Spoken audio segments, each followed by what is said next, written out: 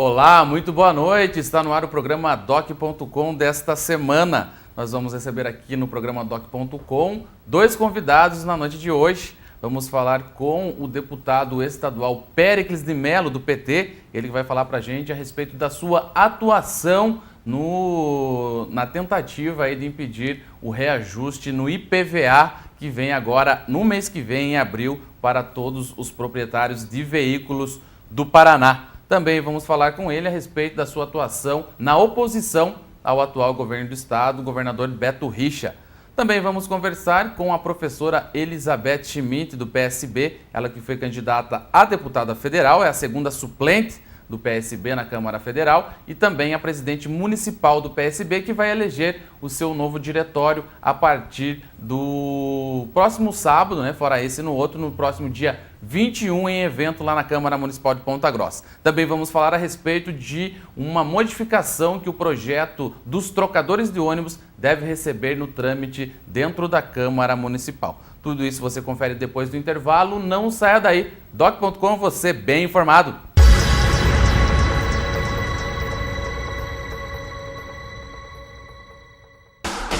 Destaques da semana.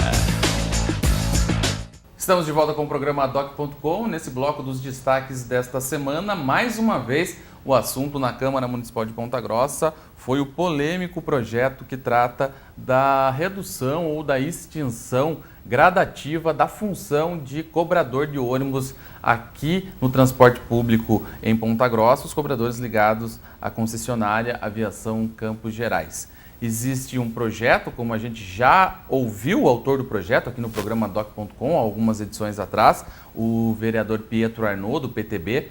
Ele apresentou o projeto, algumas reuniões já foram feitas aí envolvendo a CPG, o Conselho Municipal de Transporte, também o próprio sindicato que representa a categoria, a empresa.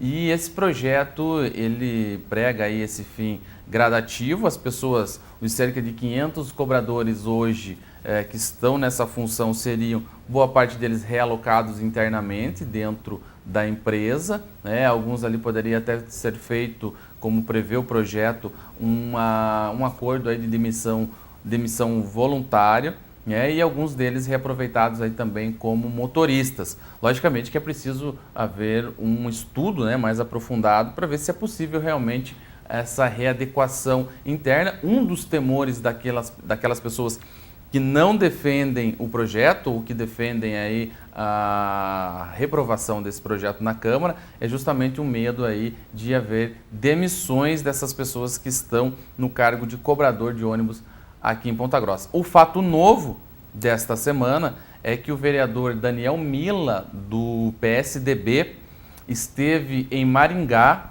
no último dia 10, na terça-feira, vendo como funciona o sistema de bilhetagem eletrônico lá naquela cidade. Lá eles têm 100% de bilhetagem eletrônica, não contam com cobradores, Existem os cartões, pontos de venda desses cartões, e a pessoa passa ali colocando o seu cartão e também sem sobrecarregar os motoristas, que ficam realmente responsáveis apenas pela condução do veículo e não por cobrar, dar troco ali para as pessoas que utilizam o transporte coletivo.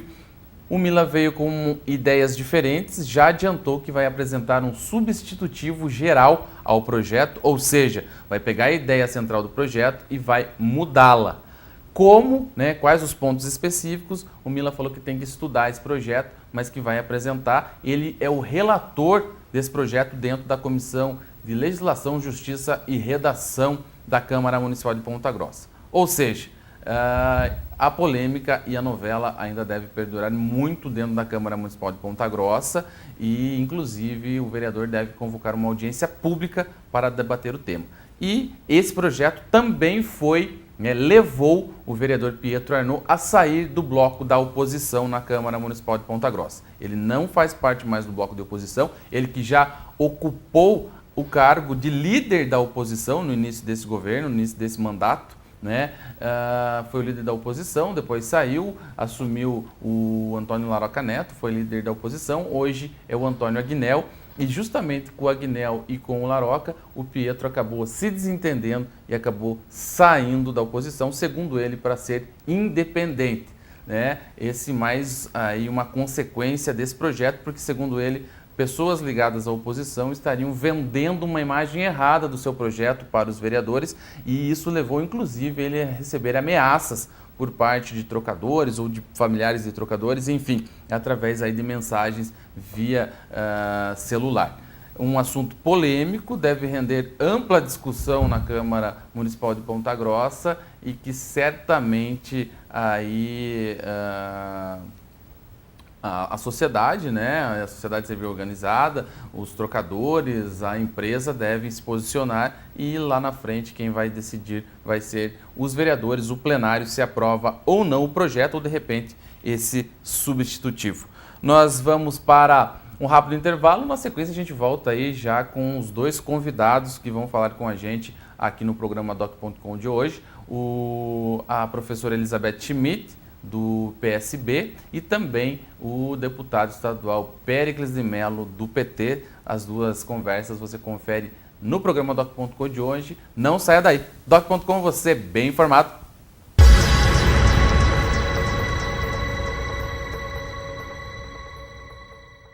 Estamos de volta com o programa Doc.com. Vamos conversar agora sobre a organização do partido do PSB aqui em Ponta Grossa. Nós recebemos agora a Elizabeth Schmidt, a professora Elizabeth Schmidt, que foi candidata a deputada federal e atualmente preside, né, a presidente do PSB aqui em Ponta Grossa. Boa noite, Elizabeth. Boa noite, muito obrigada pela oportunidade e quero cumprimentar pelos 4 anos de sucesso do Doc.com.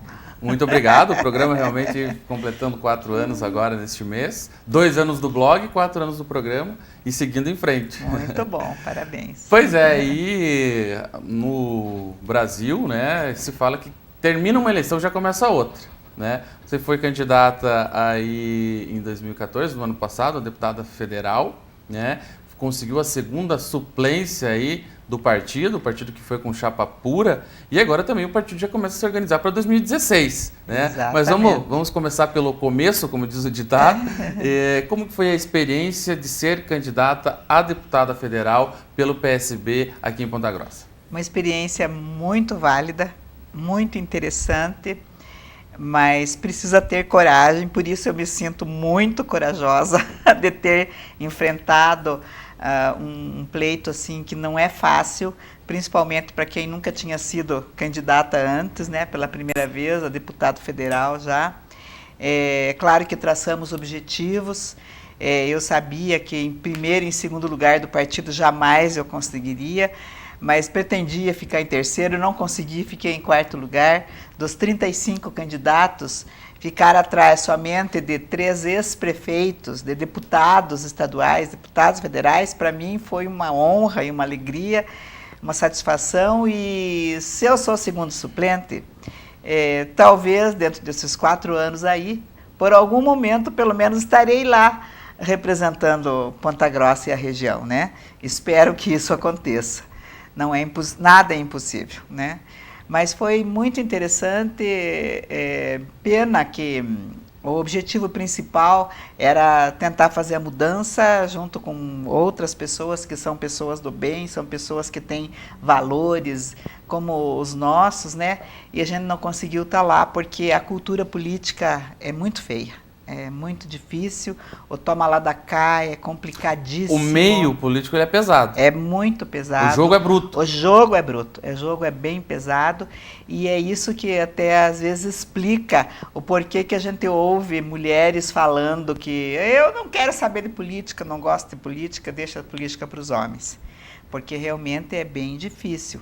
Mas as mulheres que estão nos assistindo aí hoje, não fujam da raia, porque nós somos corajosas, nós somos fortes, nós temos opiniões, nós temos poder de fazer a educação dos nossos filhos, das pessoas que estão perto de nós, e nós temos uma tarefa muito importante de educar personalidades que não sejam alheias ao que está passando e acontecendo à sua volta, né? Então, o exemplo é a melhor das coisas, né? nós temos que participar, discutir a política com os nossos filhos, com os nossos parentes, com os nossos amigos, na igreja, na escola, no trabalho, seja onde for, nós temos que usar o nosso papel.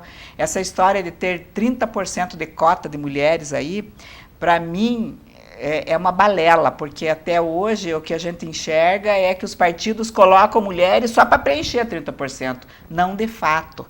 Então, tomara que um dia, nessas reformas que estão acontecendo aí, não tenha isso, não tenha necessidade de cota, né?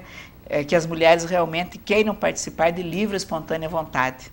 Muitas mulheres participando para fazer a diferença.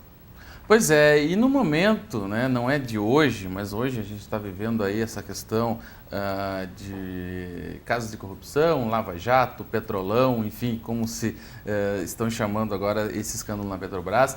Outros casos já ocorreram anteriormente, mensalão e tudo mais, e a classe política ela acaba caindo tudo no mesmo barco, né? O pessoal pensa tudo é farinha do mesmo saco. Então, para a pessoa realmente ela dar a cara para bater para ser candidato, hoje em dia ela está um ato de coragem realmente. Como que foi você chegar até o eleitorado, conversar com a pessoa? Às vezes a pessoa, como que é a reação das pessoas aí à sua candidatura, como ocorreu? Eu, assim, tive muitas surpresas, porque falar com as pessoas e estar no meio deles é muito interessante. Sabe a que conclusão eu cheguei? Que a pessoa, ela está exercendo a sua cidadania quando pede para fechar o buraco da rua. Mas, na verdade, o que ela mais precisa é ser ouvida. Então, eu tive essa oportunidade de sentar, de conversar, de escutar o que ela tem para me contar e para me dizer. E eu, por outro lado, mostrar os valores que eu tenho, as mudanças que eu pretendo, foi isso que eu fiz, né? E eu acho que é aí que está o diferencial de um partido como o PSB, que sempre foi um partido democrático, um partido que tem história, é um partido assim que sempre foi a favor das causas sociais e sempre defendeu as pessoas que precisam, né? E então, eu acredito que o diferencial está aí. Mostrar, exemplificar, mostrar a sua vida através dos valores que você teve na sua vida, né? O teu nome, a tua coragem de estar lá e querendo mostrar que você quer fazer a diferença e o certo. E eu, até as próprias pesquisas mostravam que eu ia ter muito mais votos do que tive, que foram 11.488 votos, né? E houve aí o Eduardo Campos, que é do nosso partido, que faleceu, entrou Marina Silva, ela estava lá em alta, eu também estava junto com ela, quando ela caiu, eu caí junto, e foi esse o motivo pelo qual eu sinto que eu perdi muitos votos, né? Mas eu acho que a luta, a gente tem que fazê-la todos os dias, para ganhar as batalhas e ter as grandes vitórias. Então, eu faria tudo novamente e acredito piamente que nada é por acaso. Nada. Tudo tem o seu motivo de ser. Sabe lá o que vai acontecer aí para frente. Pois é, e 2014, passada essa experiência, né?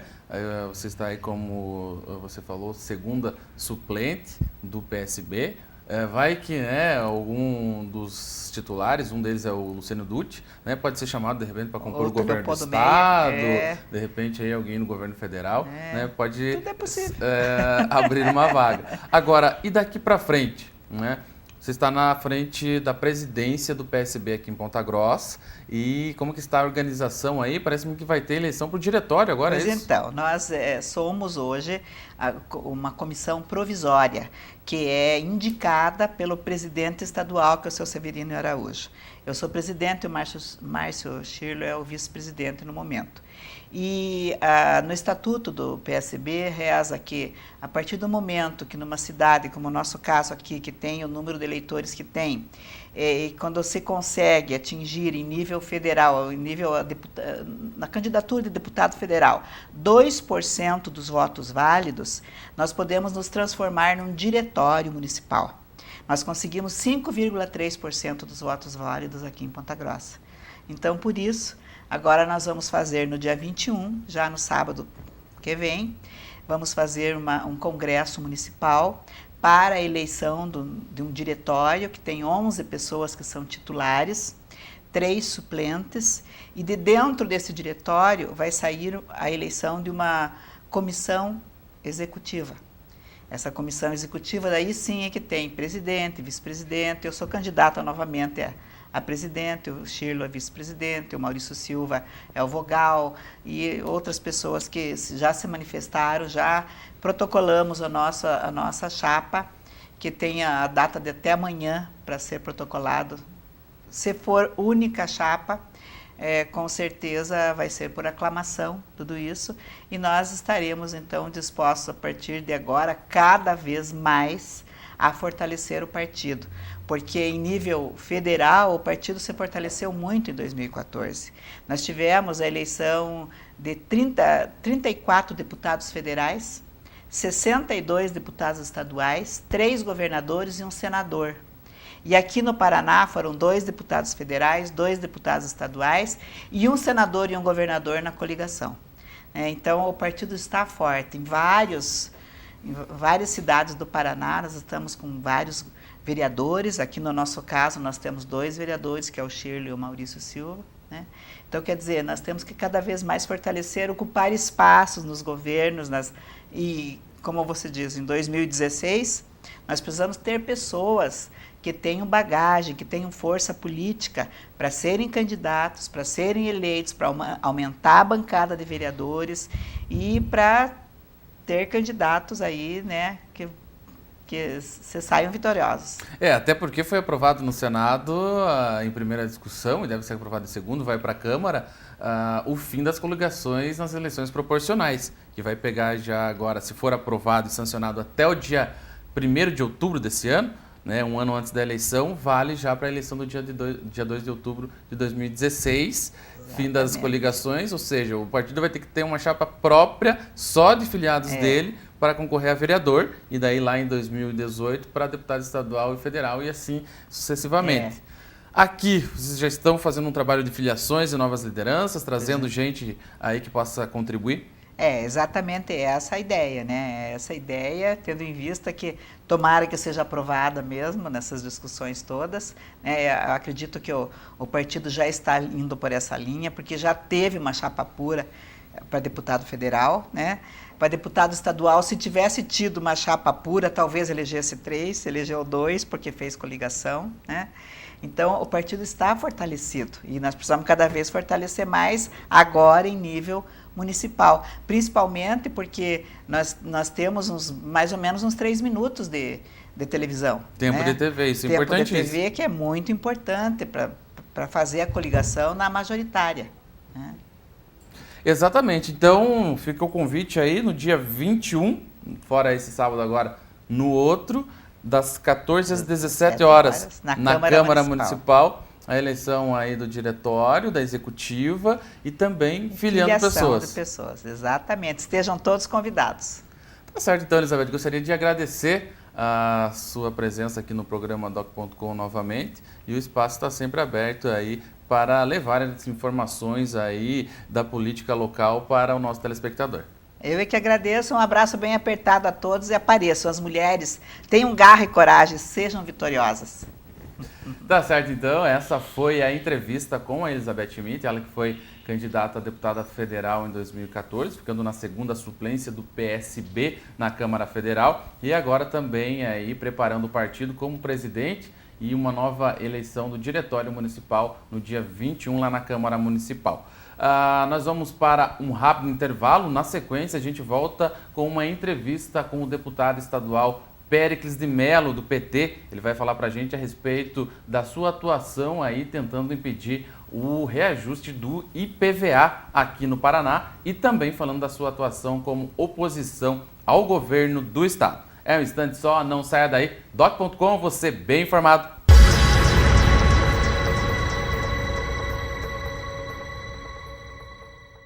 O programa Doc.com está de volta na entrevista desta semana com o deputado estadual Péricles de Mello, do PT. Boa noite, Péricles. Boa noite, Eduardo. Prazer conversar com você mais uma vez aqui na TV Vila Velha. Pois é, na TV Vila Velha e agora também pela TV Educativa. A ETV Campos Gerais também recebendo o nosso programa aí para toda a cidade de Ponta Grossa e a região dos Campos Gerais. Eu sei que me falou que são aspectos locais, identidade local. Isso é de extraordinária importância para a democratização das comunicações no Brasil, que é uma causa e uma luta antiga. Pois é, Péricles, e você vindo aí para mais um mandato na oposição, né, ao governo do estado, e já começou bastante conturbado. Agora parece que deu uma acalmada na Assembleia Legislativa, mas toda aquela movimentação dos professores e outros servidores de outras classes, né, que estiveram em frente à Assembleia Legislativa, toda aquela questão envolvendo as sessões, ocupação do plenário, né, como que você viu esse começo de ano aí na Assembleia Legislativa do Paraná? O ano começou bem quente ao nível do Paraná e ao nível do Brasil. Aqui no Paraná, particularmente, nós tivemos o governador, logo depois das eleições, já o ano passado, mandando o primeiro pacote de maldades. Esse pacote ficou conhecido assim, aumentando o IPVA, penalizando os aposentados com desconto para o Paraná Previdência, uma série de legislação aumentando impostos, aumentando ICMS para mais de 92 mil itens que o Requião tinha tirado, e também aumentando ICMS da gasolina, que já havia tido um aumento no governo Requião, na reforma tributária que ele fez, na mini-reforma. E preparou também na divisão das escolas, adiando a votação, prorrogando mandatos diretores, dividiu as escolas e preparando o segundo pacote, que foi esse no começo do ano, em que tirava o quinquênio dos servidores públicos, o anuênio, o PDE da escola pública, da educação pública, instituía a nova previdência para os novos servidores. E o objetivo maior do governo, o centro da estratégia, foi o governo conseguir tirar 8 bilhões de reais do Paraná Previdência, extinguindo o fundo previdenciário. Então tudo isso gerou uma revolta nos servidores das universidades, dos servidores da escola pública principalmente, que os mais afetados, mas também dos servidores em geral. E o movimento foi muito forte, levando o governo a recuar. Todas as pessoas viram a ocupação da Assembleia. E também a Assembleia mudou, porque havia comissão geral, o governo pediu um projeto de regime de urgência, podia ser aprovado em muito pouco tempo, sem debater com a sociedade e com os próprios deputados. Chamado tratoraço. Transformava o plenário da Assembleia em comissão geral, as comissões perdiam a função. Então, realmente foi um grande avanço pela força dos servidores. E mudou a conjuntura do Estado, porque nós elegemos 6 deputados de oposição formalizada, a oposição de 6 deputados. No entanto, chegamos a 19 votos na resistência ao tratoraço. A conjuntura muda. Eu acho que o mais importante que isso, a lógica que o governo Beto Richa tentou impor à escola pública foi derrotada. O secretário de Educação que ele escolheu, o secretário que vem da escola privada, da Positivo, que tinha uma visão confundindo a escola pública com a escola particular, que é uma coisa muito diferente. A escola pública, num país pobre como o Paraná, num estado pobre como o Paraná, num país como o Brasil, é muito específica a situação da escola pública. É um universo muito amplo, que deve lidar com o contraditório, com as várias classes sociais. E o Beto queria colocar uma lógica, por exemplo, primeiro quebrar o porte das escolas, diminuir o número de professores, servidores e pedagogos, aumentar o número de alunos por sala de aula, acabar com o contraturno escolar que vinha começando para superar a crise, principalmente do ensino médio, acabar com a aula de letras, de línguas, não contratar uma série de funcionários que tinham passado o concurso de pedagogos, acabar com o PDE, extinguir o quinquênio, o anuênio e a carreira dos docentes, as progressões. E também não passar recurso de custeio da universidade, cortar recursos da universidade, centralizar toda a lógica da universidade nas mãos do secretário de Finanças.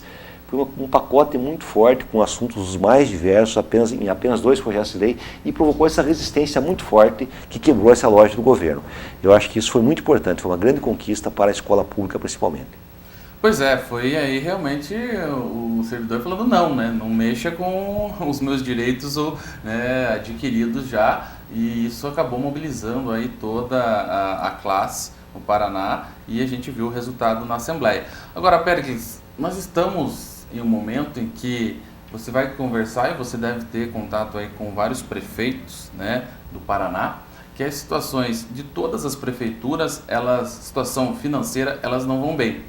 Né? A gente vê aí também queda no FPM, né, no Fundo de Participação dos Municípios, que vem do governo federal, e muitos municípios de pequeno porte, eles dependem muito desse repasse, e as prefeituras acabam aí assumindo às vezes algumas funções que não deveriam ser delas, mas que não é possível deixar que não se tenha esse atendimento à população. No governo do estado a gente vê aí também a situação financeira ruim, tanto é que o governador querendo taxar mais e querendo cortar gastos, né, acabou dando no que deu, né, aí causando a insatisfação dos servidores, né, colocando aí reajuste em impostos, e em nível nacional também não é muito diferente, né, também aí questões de impostos, questões que agora a gente vê os juros aí, né, subindo, que o pessoal que compra, né, e que faz prestação vai pagar mais caro lá no final. Ou seja, esse momento, como que você vê esse momento aí na história aí dos municípios, do estado e da União? A questão dos municípios é uma questão estrutural. Nós temos que ter uma reforma tributária, porque a Constituição, que vem das eleições de 88, que foi promulgada depois no Brasil, ela aumentou muito o poder dos municípios, né, e as obrigações dos municípios. E no começo aumentou os recursos, depois esses recursos foram gradativamente diminuindo do ponto de vista relativo. Então, realmente, os municípios têm muitas obrigações e poucos recursos. E ficam dependendo de transferência. Então, nem os pequenos sobrevivem basicamente, né, do imposto, né, que é um imposto transferido para o município, e a crise é grande. E quando há uma crise nacional que estamos vivendo, isso se reproduz nos estados e nos municípios. No caso do Paraná, o Beto teve um erro de gestão também, que agravou o problema. Um governador que ia fazer um choque de gestão, que desde o primeiro ano do seu governo anterior, dizia que ia economizar, ele perdeu o controle orçamentário. Ele confundiu a peça orçamentária com a realidade orçamentária. Porque você aprova um orçamento com uma expectativa de receita, e a expectativa não se realiza. Se o governo abre para os secretários gastar conforme o orçamento fictício, começa a ter problemas. Isso é que aconteceu. Então o governo perdeu o controle da gestão, em primeiro lugar. Segundo, a questão da substituição tributária. Então ele conseguiu adiantar, de certa forma, o ICMS, acabou gastando por falta de gestão, e agora começa a diminuir o ICMS, que é arrecado lá na base, que é na indústria, e perde a inflação ainda. E a terceira questão é que o governo aumentou a despesa, contratou muita gente, mas o principal também nos custos, e é um governo privatista, muitas terceirizações, e as coisas foram se acumulando, aumentou muito a terceirização. E ele contratou muitos cargos de comissão, que vai ajudando um pouco. Ele tem um projeto, que é um projeto de pedágio, que começou o início do pedágio, a duplicação de Maringá, Guaíra. Esse pedágio é pior que o do Lerner. Para você ter uma ideia, sem licitação, o governador contratou o Odebrecht, que está envolvido nesse grande escândalo nacional da Petrobras, para fazer o projeto do pedágio. Sem licitação. Feita a licitação, só participou uma empresa, a própria Odebrecht. E esse pedágio, além de ter a tarifa que o usuário paga, tem a contraprestação do Estado, contraprestação pública, que chega a quase 9 milhões por mês durante 30 anos. Como ele tem um projeto de fazer novos pedágios desse mesmo modelo, ele precisa de recursos. Ele queria fazer um programa chamado Tudo Aqui Paraná, que ia custar 3 bilhões de reais, uma parceria privada, em que as principais cidades do Paraná, cidades médias, teriam um elefante branco, na nossa opinião, nós resistimos contra isso, foi muito importante. O objetivo é que todos os cidadãos pudessem pagar taxas no mesmo lugar, da Copel, da água, assim por diante. Mas, na verdade, era um grande negócio de parceria público-privada. A resistência da nossa oposição fez com que ele recuasse. Se ele não tivesse recuado, o rombo seria maior ainda. Então, uma série de aspectos levaram a esse desespero do governo para poder reorganizar as finanças do Estado, além da crise nacional, que repercute também nos estados e nos municípios. O crescimento foi muito pequeno do Brasil e esse ano também vai ser um crescimento pequeno. Pois é, Péricles, e uma das questões aí que foi tratado pelo governo do Estado, foi aprovado pela Assembleia, pela maioria do plenário, né, a questão do reajuste do IPVA. E eu vi que você tem uma outra tese aí em relação à cobrança desse imposto já para esse ano. O que acontece nessa situação? Eu escrevi um texto no Jornal da Manhã, domingo, e 2 especialistas em direito tributário escreveram 2 textos, acho que foi ontem e antes de ontem, texto 1 e 2, sobre a mesma questão que eu tratei. Eu discuti longamente com o auditor fiscal do Estado sobre esse projeto e me convenci que ele é ilegal. Ilegal por quê? No Brasil, o imposto tem que ter a anterioridade anual. Se quiser aumentar o imposto no ano fiscal, por exemplo, 2015, tem que fazer a lei em 2014. Mas, além disso, tem a noventena. contribuinte só pode ser obrigado por uma lei a pagar imposto no mínimo 90 dias depois que a lei foi promulgada e começa a ter a sua efetividade. Na questão de IPVA, tem uma coisa chamada fato gerador, aquilo que gera o imposto. O que é o fato gerador? É a propriedade do veículo. Na nossa opinião, o fato gerador não pode ser mudado por lei. O que define o fato gerador é a data em que o cidadão adquire o veículo. Então, por exemplo, um cidadão comprou o veículo em 2014, em qualquer data, quando ele começa 2015, ele já é proprietário do veículo no dia 1º de janeiro. Então, para o ano fiscal 2015, o fato gerador é 1º de janeiro para todos os veículos adquiridos antes, ou no dia 1º de janeiro. E, para quem adquiriu o veículo dia 30 de janeiro, o fato gerador de janeiro. O que o governador fez? Na lei orgânica do IPVA, o fato gerador era definido 1º de janeiro. Ele, para dar legalidade à lei, aumentando o imposto de 2,5% para 3,5%, ele mudou excepcionalmente para 2015 a data do fato gerador de 1º de janeiro para 1º de abril. Nós achamos que isso é inconstitucional, porque ele não pode dizer e obrigar um contribuinte a aceitar que ele já é dono de um veículo no 1º de janeiro, que o fato gerador dele seja 1º de abril. Então, na verdade, nossa opinião, ele só poderia ter promulgado essa lei 90 dias antes do 1º de janeiro, que é a data do fato gerador do ano fiscal 2015, para todos aqueles cidadãos que adquiriram o carro antes de 2015, ou qualquer ano anterior. Essa é a nossa tese. Isso vai ser entrado com alguma ação judiciária, alguma situação nesse sentido? Então, o que eu fiz?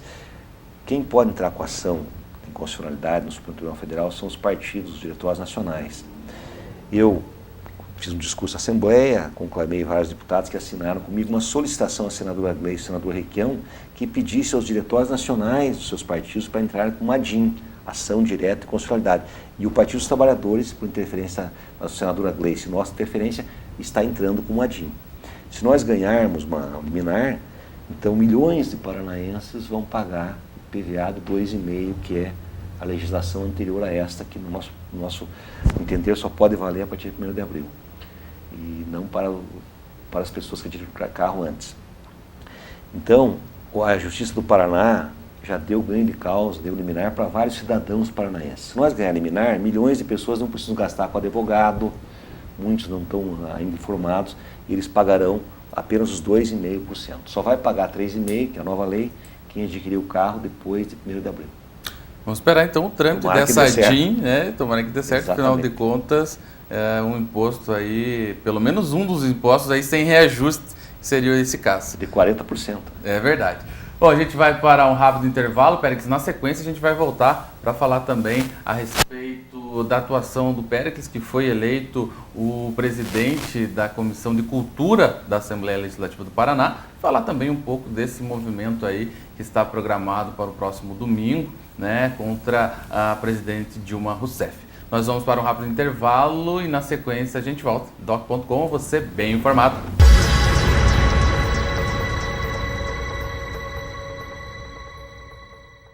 Voltamos com o programa Doc.com, no último bloco do nosso programa e na continuidade aí da entrevista com o deputado estadual Péricles de Mello. Péricles, falávamos no bloco anterior da questão aí envolvendo a Assembleia Legislativa e também dessa sua luta aí, né, podemos dizer, para a questão do IPVA, né, do imposto, que tem um entendimento aí que não valeria para esse ano, né, para as pessoas aí que adquiriram o veículo antes do dia 1º de abril. Falando agora um pouco em relação à sua atuação dentro das comissões internas da Assembleia Legislativa. A gente pode dizer que os 3 representantes de Ponta Grossa na Assembleia Legislativa ocupam e conseguiram ocupar lugar de destaque na estrutura interna da Assembleia. Plauto Miró Guimarães continua na primeira secretaria, né, o segundo cargo ali na mesa executiva, né, no escalão ali da mesa executiva, é o segundo cargo de maior importância, trabalha inclusive com o orçamento da Assembleia Legislativa do Paraná. O deputado Márcio Pauli, que ocupou aí a presidência da Comissão de Indústria e Comércio. E você, à frente da Comissão de Cultura, que é um tema aí bastante relevante e que nem sempre recebe a devida atenção dos agentes políticos. Muita gente fala que cultura não dá voto, mas não é pelo voto, é sim por investimento em cultura da população que ela pode enriquecer e mudar aí, de repente, até de vida. Como é que você pretende conduzir ou está conduzindo essa missão aí à frente da presidência da Comissão de Cultura na Assembleia? É estranho, né? Porque você passa uma ideia de que cultura não dá voto. Eu acho exatamente o contrário. Não há nenhuma possibilidade de mudança na sociedade se não houver uma mudança cultural. Eu gosto de trabalhar com conceito. Claro, todo conceito tem um pouco de verdade, tem a presença e a ausência, mas o Sartre dizia que cultura é a consciência em evolução permanente que o homem tem de si mesmo, do seu trabalho, da sociedade em que vive. Quando você trabalha sobre essa perspectiva de cultura, que é a perspectiva antropológica, você percebe a dimensão, o valor da questão cultural. E nós temos que tentar trabalhar nessa dimensão. A expressão simbólica da cultura, que a arte em geral, ela é apenas uma parte, ela apenas é a expressão simbólica da questão estrutural, porque a cultura é a forma de viver. Todas as pessoas produzem cultura no seu trabalho, no ato de viver, da sua existência, da forma como vê o mundo. Então veja, eu estou trabalhando muito na cultura da paz. E mais do que isso, nós estamos trabalhando agora a cultura da paz junto com a justiça restaurativa. E Ponta Grossa, para nossa alegria, uma coisa que deve ser saudada, os principais quadros do Poder Judiciário preocupados com a justiça restaurativa estão justamente em Ponta Grossa. Nós temos 3 juízes aqui, a doutora Jurema, a doutora Larissa e a doutora, acho que é Elaine o nome, que são apaixonados pela justiça restaurativa, e um desembargador, que é o desembargador Roberto Portugal, doutora Heloísa, desculpe, doutor Roberto Portugal, que estão muito empenhados na justiça restaurativa. O juiz sai da sua cadeira eterna, digamos assim, do lugar onde podia ficar com toda a comodidade, e vai ao encontro das pessoas dialogar com elas. Vai buscar uma superação do conflito pelo diálogo, pelo entendimento, pela cultura da paz. Então isso é muito bonito. E nós temos exemplos já da cultura da paz restaurativa de professoras que mudaram totalmente o comportamento dos alunos trabalhando em círculo, diretoras de escola que diminuíram profundamente a violência, os conflitos na escola através dos princípios da cultura da paz e da justiça restaurativa. Estivemos na Câmara com os juízes recentemente e agora na quarta-feira, dia 25 de março, vamos fazer uma grande audiência em Curitiba com a presença das 3 juízes pontagrossenses e também servidores do Poder Judiciário, defensores públicos, promotores e com a presença do desembargador Roberto Portugal e de várias entidades. E a cultura da paz também pressupõe o diálogo interreligioso, que eu já tentei fazer em Ponta Grossa quando fui prefeito, porque eu entendo se é verdade que o Estado é laico, e isso é uma conquista da humanidade, o Estado laico, justamente o Estado, por ser laico, pode fazer e promover o diálogo interreligioso, porque um dos maiores problemas da humanidade é o fundamentalismo religioso.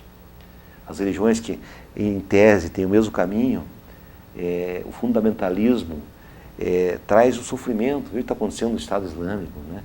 As barbaridades, a destruição, todo o patrimônio cultural da humanidade, né? No Iraque, quer dizer, assassinatos, degolas, decapitações, violência explícita. Então nós trabalhamos com essa ideia de que só a repressão não resolve a questão da violência, da segurança pública. A repressão tem o seu papel, é necessário em determinados momentos, mas o que resolve são questões estruturais, é a mudança de comportamento, através da justiça restaurativa, da cultura da paz, é a mudança da consciência de si, da forma de olhar para o outro ser, a ideia de que não existe uma mudança fora de você, senão existe uma mudança também dentro de você ao mesmo tempo. Quer dizer, a paz para o mundo depende também da paz no interior de cada um de nós. E a paz de cada um de nós vai levar a nós olharmos para o outro ser como se fosse um ser igual a nós. Então, são essas mudanças estruturantes que nós estamos trabalhando. Eu assisti um documentário agora chamado Sem Pena, ganhou vários prêmios, que mostra a situação do sistema prisional brasileiro. É o país do mundo que tem, proporcionalmente, um dos países que tem o maior número de encarcerados, em situações hoje, nosso presídio aqui é 3 vezes mais de lotação máxima. Então, esse trabalho me encanta muito. E esse trabalho envolve toda a expressão simbólica da cultura, que é a música, a poesia, a literatura, a dança, o circo. Nós trabalhamos nessas várias áreas, mas sempre com conteúdo antropológico e de mudança social. Esse é o trabalho que eu faço, apresentar agora o projeto Cultura Viva. Já apresentei um projeto que vincula os empresários paranaenses, uma espécie de guerra fiscal a favor da cultura do Paraná. E o Marcelo, foi meu adversário na eleição, nas eleições, eu propus isso e ele aderiu a essa ideia e fez uma lei. Ponta Grossa é o primeiro município do Paraná que tem uma lei que eu propus na campanha de prefeito, que eu fiz para o Paraná, agora ela existe também no município de Ponta Grossa, que a gente saudou positivamente essa lei. Então me encanta muito o trabalho. A cultura é capaz de produzir transformações. Eu te pergunto, quem será contra a cultura da paz imediatamente? A tendência das pessoas é aceitar, é ter curiosidade por aquilo. E na cultura da paz está todo um condão de transformação das consciências. A questão ambiental, a questão da educação, a questão da saúde, a questão das relações sociais, a questão da segurança pública, da assistência social, do desenvolvimento urbano, do transporte coletivo. Tudo está na cultura da paz. Das minorias, da questão de gênero. Então isso é que me encanta bastante e eu acho que esse viés é que pode transformar em profundidade, ajudar a transformação de uma sociedade. Péricles, mudando um pouquinho de assunto, a questão do governo federal, né? Nós tivemos aí no ano passado uma eleição bastante disputada, né? Uma das mais disputadas da história, pelo menos da história recente do país, entre o PT com a Dilma, o PSDB com o Aécio. Né? E já haviam as denúncias com relação à Petrobras, agora elas se intensificaram e chegaram aí a nomes, né, divulgados aí amplamente pela mídia nacional, e existe um movimento, né, pelo impeachment da presidente Dilma Rousseff, do PT. Inclusive, o slogan, né, desse movimento que vai acontecer neste domingo, dia 15, né, em vários locais em nível nacional e também aqui em Ponta Grossa, fora Dilma e leve o PT junto. Como que vocês do partido e como que você pessoalmente vê esse movimento e vê toda essa movimentação em torno dessa questão? Eu acho que é um momento muito grave. Há corrupção na Petrobras, grande nível de corrupção. A população tem toda a razão de estar revoltada com isso. Mas é preciso entender qual a essência e a base estruturante da corrupção no sistema político brasileiro. Acho que o cidadão que nos assiste deve perceber o seguinte: a Odebrecht ajudou só o PT? A Camargo Correia? O sistema político brasileiro é dominado há dezenas de anos pelo dinheiro das empreiteiras. Que financiam as campanhas. Exatamente. Se você fizer uma investigação, por exemplo, quem financiou a campanha do Beto no Paraná, quem financiou a campanha do PSDB no Brasil, como a do PT também, quem foi? Basicamente o sistema econômico, através das grandes empreiteiras que estão no poder, que têm influência política desde a ditadura militar. Quem não se lembra de episódios da Serra Almeida, do Cecílio Rego Almeida? Quem não se lembra da questão do Banestado? Esse próprio Rousseff também foi delator. Foi um processo que levou algumas pessoas a se suicidarem, inclusive. Então, a pessoa, para fazer um julgamento do processo de corrupção, para não ser um julgamento ingênuo e moralista, entendendo que o mundo é dividido entre bons e maus, não entendendo que a relação, que a moral, ela tem uma relação, ela está vinculada às relações sociais e políticas. O que é podre no Brasil é o sistema político. Então, acho que cada cidadão tem que se perguntar por que será que a Rede Globo, que tem um ataque sistemático desde a eleição ao governo PT, por que será que ela não apoia a reforma política? Se não houver reforma política, o sistema vai continuar podre. Hoje tem o escândalo da Petrobras, podem caçar a presidenta Dilma, podem caçar parlamentares, e se for comprovada a corrupção, a cassação vai existir. Agora, passa 1 ano, 2 anos, vem novo escândalo, porque o sistema é podre. Cada vez mais a política no Brasil depende do poder do dinheiro. É muito difícil alguém se candidatar a prefeito de Ponta Grossa se não tiver recurso econômico para a campanha dele. E toda mediação envolve algum compromisso, algum tipo de compromisso. Nenhum empresário vai dar um dinheiro para uma eleição se não tiver algum interesse por trás. Sempre vai querer algo em troca. Então nós temos que, em primeiro lugar, cortar a possibilidade de financiamento empresarial de campanhas políticas. Quem defende isso? É justamente o PT. Por que será? Por que será que o partido que alguns acham que é a maior corrupção da história do Brasil é o que defende a essência? Porque é um partido formado por milhões de pessoas, pessoas pobres, pessoas humildes, que nasceu da classe operária, dos sindicatos, dos sem terra, dos empregados, donos de casa, de setores da classe média progressista. Por que será que com um partido desse, quando chega no poder, acontece essa tragédia? Então, avançar o Brasil significa mudar o sistema político. E por isso, a Dilma, a presidente defendeu e eu defendo também, que tem que existir uma constituinte para o sistema político especial, porque o Congresso Nacional não quer mudança, porque pessoas que se elegeram por esse sistema, com raras exceções, não vão querer mudar o sistema. O que vai acontecer no Congresso Nacional? A reforma que ele está fazendo é pior do que o que existe. Eu concordo com o fim da aliança proporcional, tudo bem, mas eles não querem estabelecer o distritão, não existe mais partido. Tudo é um indivíduo. Então aquele candidato que tiver mais dinheiro, pegar mais voto para deputado, se elege. Não existe mais partido.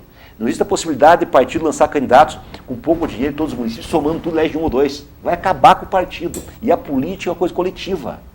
O problema da política brasileira é que ela é individual, é relação deputado-eleitor. Tem que ser pensamento e projeto coletivo com o eleitorado. O partido é a essência da democracia, desde que seja democratizado internamente. E o eleitor vota numa postura. Eu tenho um projeto de reforma política, pode ser até pode deixar alguns, acho que é um desvario.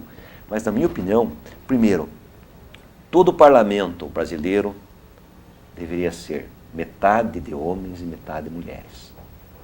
Então, se uma Câmara tem 22 vereadores, 11 homens e 11 mulheres. Congresso Nacional, metade homens e metade mulher. Porque a questão de gênero é uma questão universal, que afeta toda a humanidade, todas as classes sociais, todas as raças.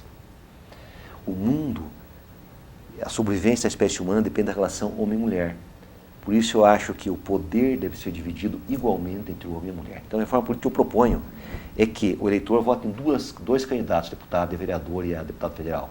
Um homem e uma mulher. Então a Assembleia seria formada por 27 homens e 27 mulheres, você votaria num homem e numa mulher. Podia votar em branco, algum dos dois, mas era o sistema. Segundo, não pode mais haver a profissão de político. Os partidos têm que fazer rodízio permanente. Então você se filia um partido por amor àquela causa, pode participar ativamente dos destinos do partido, e você sabe, se você for uma pessoa competente, que liderar, você pode ser deputado uma vez. Vai voltar para a tua profissão de jornalista, ou para a profissão de professor, e vai ter no teu currículo um momento da tua vida que teve uma velha representação, até talvez, e vai voltar para a tua carreira. A criança já vai nascer sabendo que não existe a profissão de político. Política é coisa coletiva, é coisa de ideal e de projeto. Mas o sistema político brasileiro impede isso, porque ele obriga praticamente a que o político faça uma carreira profissional. Ele obriga, porque não tem financiamento público, o eleitor acaba tendo um vínculo pessoal com o político. Numa sociedade que tem altos índices de pobreza, começa a haver uma relação de clientelismo entre o político e o eleitor, e o poder econômico cada vez tem mais poder. E a política é justamente a mediação entre os desiguais. É o Estado dizendo assim, ó, todo mundo tem direito de fazer política, se é pobre ou se é rico. Para isso, você que é pobre, você que é rico, vocês vão ter um recurso público igual para fazer política. E daí pode continuar havendo a corrupção, porque o poder do dinheiro ainda vai vigir no capitalismo, mas vai ser muito menor e você vai ter muito mais condições de julgar as pessoas, julgar os projetos de forma mais forte e mais firme. Enquanto não existir reforma política, essa tragédia nacional, que já começou há tantos séculos, vai continuar existindo. Certo caminho, então, é cobrar aí, principalmente agora da Câmara, né, que tem a comissão especial que está tratando da reforma política, acelerar esse processo e já aprovar para que possa valer então, aí para 2016. A minha ideia é o seguinte, tinha que ter uma constituição, uma eleição especial para as representações que vão fazer a reforma política. Não pode ser o Congresso Nacional, ele não vai fazer. Não vai fazer. Tinha que ser um projeto popular. É a ideia da Dilma, convocar uma constituinte exclusiva para a reforma política. As pessoas se candidatarem a ser constituintes têm que assumir um compromisso que não serão candidatos no prazo de 8 anos, a nada, digamos assim. Em segundo lugar, a reforma passa a valer daqui a um período de transição. Então, pessoas que vieram da política, que não é justo também, de repente acabou, porque as pessoas têm uma trajetória. Então, a sociedade daria um tempo de ajuste, de transição. Votada a reforma política hoje, como eu disse, financiamento público, voto em lista, liberdade partidária, reorganização total, você daria um tempo para começar a vigir. Então, nos primeiros 2 anos começa a vigir essa parte da lei, nos 2 outros mais essa parte, até chegar em 8 anos, uma transição completa para um novo sistema político. O Congresso Nacional não vai fazer isto, está aprovado. O presidente da Câmara, o que ele quer? quer que continue o financiamento privado, quer votar o distritão. E foi um presidente da Câmara que o custo da campanha dele foi mais de 7 milhões de reais. Que tem relação muito forte com muitos deputados. Isso nós precisamos enxergar, senão nós vamos ficar numa postura ingênua, sabe? E sem olhar o que deve ser olhado em primeiro lugar. As causas e não apenas o efeito das coisas. Tá certo, Pérez, nós estamos, infelizmente, chegando ao final do nosso programa. Mais uma vez, eu gostaria de agradecer a sua presença aqui no programa Doc.com e, logicamente, que à medida que tiver assuntos, né, relevantes aí para passar para o nosso telespectador, vamos fazer o convite. Muito obrigado a você, obrigado a todos os telespectadores. Para mim é sempre uma alegria poder falar para os cidadãos e cidadãs da minha cidade, Ponta Grossa. Obrigado. Essa então foi a entrevista com o Péricles de Mello, do PT, ele que é deputado estadual. E nós vamos chegando ao final do nosso programa. Se você quiser rever o nosso programa, estará disponível no nosso canal no YouTube, no youtube.com/programadoccom. Também você quiser falar conosco através do nosso endereço eletrônico, é o programadoccom@gmail.com.